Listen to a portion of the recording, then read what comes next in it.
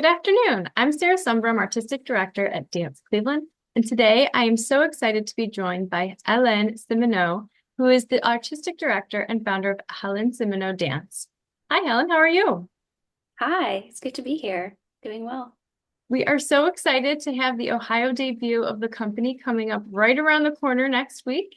But we wanted to get a chance to give our subscribers and our viewers a little bit of background information, since many of them have never seen your performance before.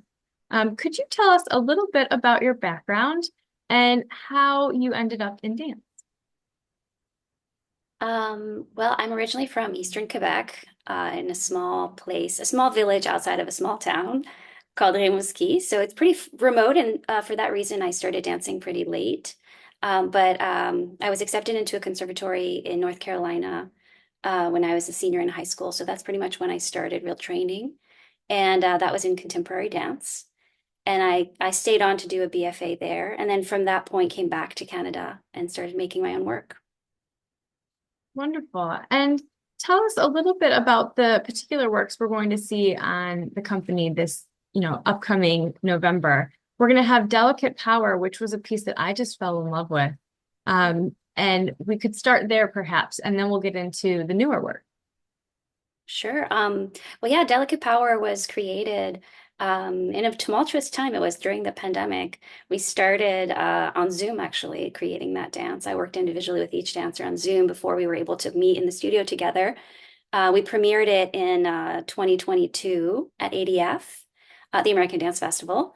And it's a work for 7 women. And I really wanted to explore the different ways that we view power, to really expand the box on that, and to see that there are definitely places where we can feel power, even if something isn't necessarily loud or bold. That there can be power in stillness, and there can be power in being more quiet sometimes, or just being very precise. And that's one of the themes of I think the aesthetics of the work is that it's very precise in its shapes and the relationships of the dancers. And I love something I love about your work is just the musicality and the different layers I always see that you create that kind of fit the music. Can you tell me about the music? I know you got to work with composer Caroline Shaw on that particular work. What came first, the music or the concept? I think it came around the same time. I was very inspired by Caroline's music. We started working together at the onset. So the first rehearsals I had, she had sent me a few very small pieces of music to try out, like 3 different tracks. And then from there, the conversation kept going. But there was a lot of interest in featuring her voice. And so all of the singing in this piece is her own voice. And we kind of went back and forth all the way through to the end. So I think this is the piece that I've most made, really alongside of a composer. I've had other works where I create a lot of the sections and have them be pretty fixed, and then send them to the composer and they would like score it more like a movie. But this is really collaborative throughout. Yeah, you can see that collaboration when you watch the piece unfold. So I'm really excited about that particular work. Now, shifting gears to the other piece we're going to see in the program, Late Bloomer. For those of our subscribers who don't remember, we actually got to have you here in Northeast Ohio last year. And we partnered with the National Center for Choreography and Christy Bolingbrook there. And she was able to bring you there for residency, where you kind of explored new ideas, new concepts, for a piece that would accompany Delicate Power. And that's how we ended up with Late Bloomer. So tell me a little bit about that. I know it's not quite finished. We're kind of going to see a glimpse of what it might look like on stage before it premieres, which is really special for our community. But tell me a little bit more about that piece. Yeah, your audience will get to see it first. It's really in process, and so we'll be really curious to hear in the post-show talk if people have thoughts, opinions, observations, because we're really making it in the moment. So yeah, that piece, Late Bloomer, started. What really the catalyst for it was that residency that we had at NCC Akron, and that you supported, and I wanted to go in and have a real blank, you know, canvas to play with. I was working with 4 dancers that I had never worked with before. It was just new relationships. So it feels very fresh for me. The piece is really starting to reveal itself to me, what it's really about. I'm still finding what it's about, but I think in general, I'm still interested in power. It's something I think is throughout all of my works. But in this case, I'm really interested in the power of belonging and thinking about the ways that we include folks or that we exclude, whether it's from the group or it's filled in an individual way. And then what are our survival mechanisms? What are our desires to be included, or our desires to fit in, and how much that is based on survival, and how much how our relationships also are not fixed. And so your relationship to another person, if it's an intimate relationship, can shift throughout the lifespan of that relationship. But the same thing with your own community or your family or whatever groups of people you belong to. And then the title Late Bloomer was really speaking to a feeling of like, I think I identify as a late bloomer. I started dancing late, and other parts of my life, I feel like it just took me a longer time to get there.